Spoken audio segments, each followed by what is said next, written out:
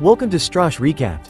Today, I am going to explain the drama series, Season 1, titled The Signal, which was released in the year 2024. Spoilers ahead. Watch out and take care.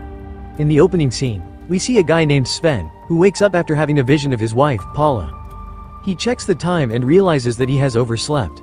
Worried, he rushes to wake up his little daughter Charlie. Since the girl has a hearing disability, he communicates with her in sign language until she puts on her hearing aid. The two then rush to a community screening in order to watch the astronauts returning to Earth.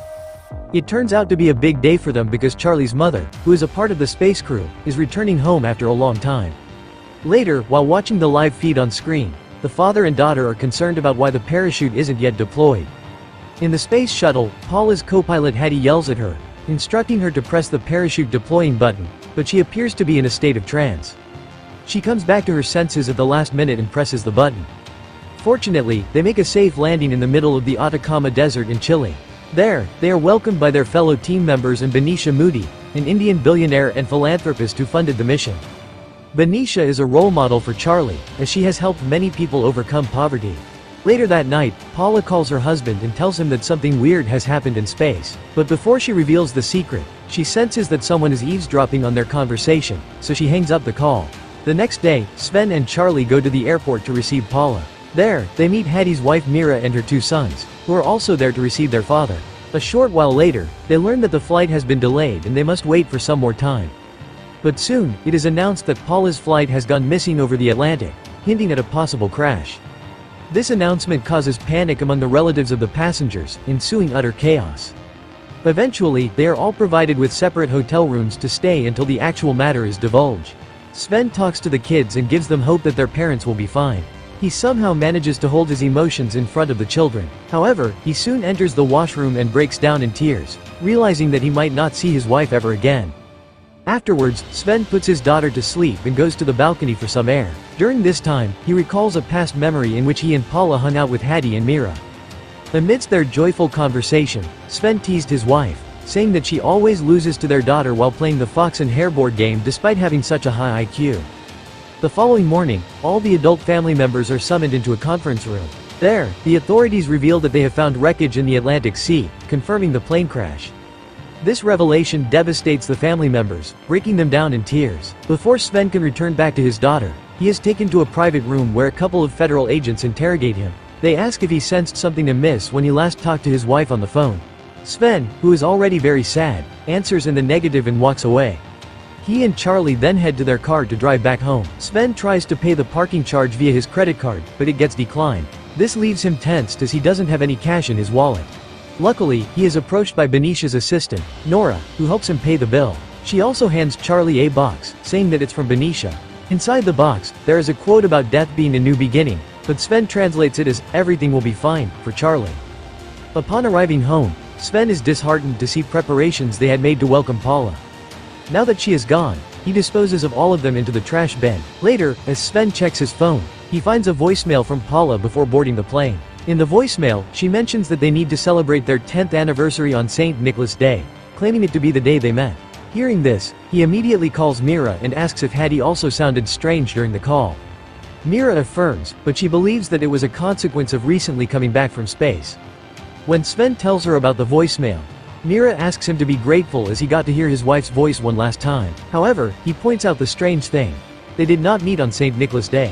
Following this, Sven watches the TV clip and realizes the alleged live telecast has a 90-minute delay. He instantly calls Paula's boss, Rainer, but he does not have anything to say, which raises suspicion on Sven's mind.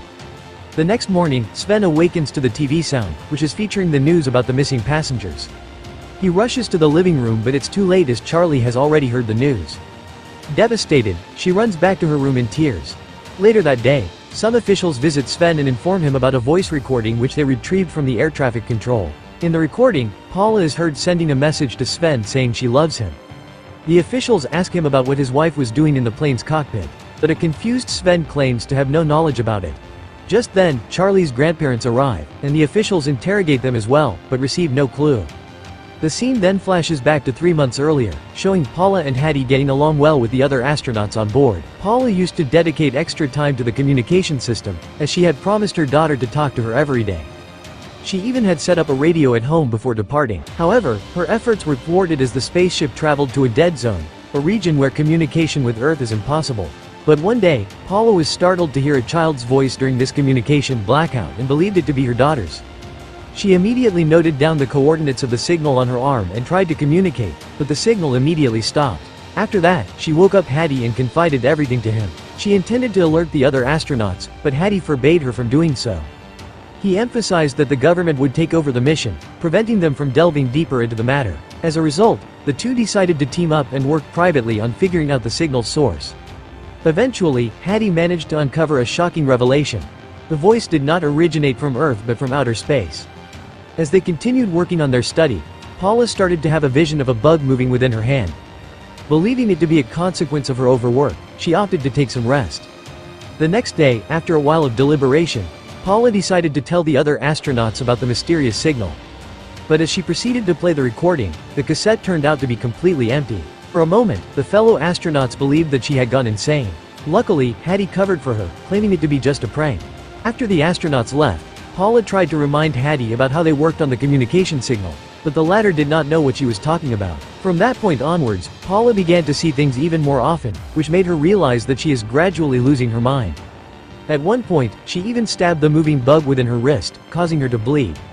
Another flashback depicts Paula and Hattie, who had hung out with their partners a few days before their departure to space. Unbeknownst to any of them, Paula used to take a drug, which was probably the cause of her hallucinations.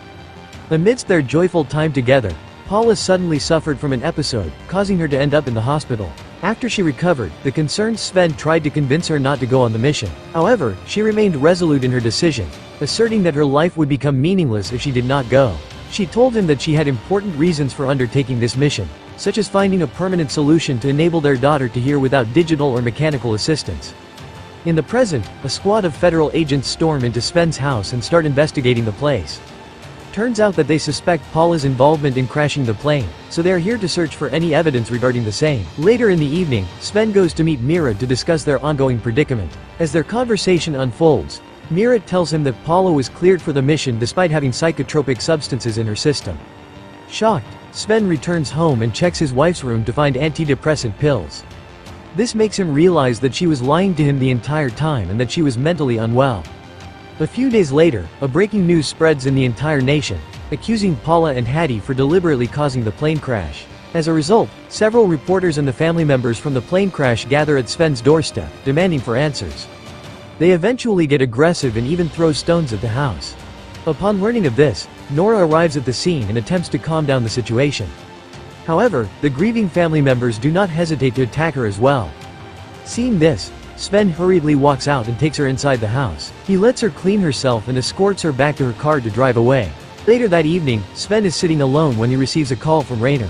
He claims to have kept a secret from him, but before he can disclose it, someone rings the doorbell, prompting him to hang up the call. Sven desperately tries to call back, but he is unable to reach Rainer. Despite this, he remains undeterred and resorts to go and meet him in person. Sven drops Charlie to Myra's place for safety before driving towards Rainer's place. Soon after, he reaches there, but does not find Rainer. He looks around the house and finds a hidden confidential file with his name labeled on it. Upon going through it, he immediately drives back to Myra's house to share his findings. He excitedly tells her that there is something incredible that Paula and Hattie found and that his wife wasn't insane. He also tries to share this news to Charlie, but she is nowhere to be found. This sets him in panic, so he rushes outside to look for her. He soon notices a car standing on the nearby road. Upon approaching the vehicle, Sven recognizes the driver as the same person who attacked Nora earlier. Once more, the scene cuts to the flashback. Paula, who is in a state of panic, contacted Benicia to confess that she is experiencing hallucinations and seeing things. Furthermore, she admitted that she lied about her health just to be part of the mission. In response, Benicia encouraged her to face the problems and maintain her focus on the mission. Heeding to her advice, she started living with her visions without letting them affect her. But as the time passed by, Paula realized that she wasn't hallucinating and that the signal she received the other day was real. In addition, she caught Hattie switching the cassettes, preventing her from backing up her claims. Now that she uncovered his ill intention, she began to stay away from him. This is my explanation for the drama, the signal. So what do you guys think about the drama? Write in the comment. Subscribe for more videos like this, turn on notifications, and leave a like to help the channel out. Thank you for watching.